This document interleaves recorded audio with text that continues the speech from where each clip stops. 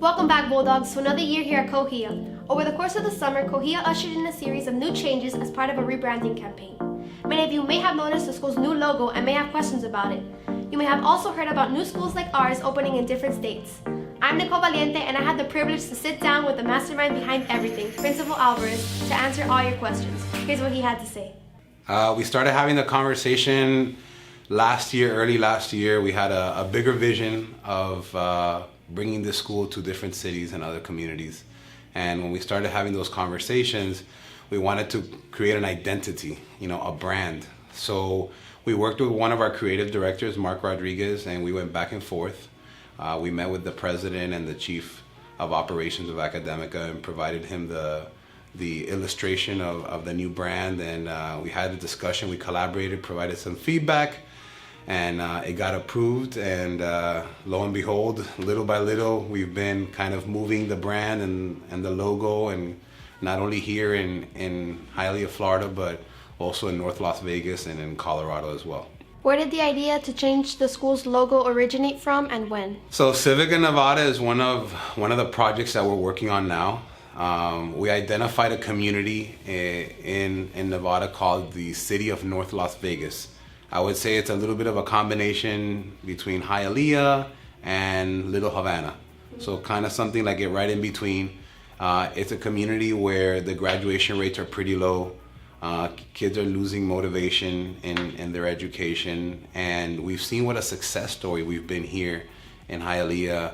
And I just got really passionate about bringing something like this to this community and giving students the choice in North Las Vegas. So Civica was born, which is the founder of Civica is Hialeah, and we didn't want to change the name of our school and our origin or where we came from. So we kept Hialeah for our school, and then all the schools that we'll be working on and all the projects we'll be working on, all those schools, if opened and if approved, will be called Civica Career and Collegiate Academy. Can you tell us a little bit about the name change?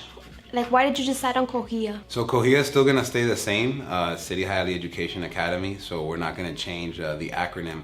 However, Civica does not have an acronym, and it's kind of more geared towards civic leaders and being civically involved in your community, and kind of that's where the whole name came up, because we're seeing in our school how we're building so many community leaders, and that's kind of where we got the idea of Civica. Early last year, we had a bigger vision of bringing this school to different cities and other communities. The idea is that, and the way that we see that Hialeah is, and the direction, hopefully, if everything gets approved, that the Civica projects may go, is that, in our school, you see that so many people work together for one common cause.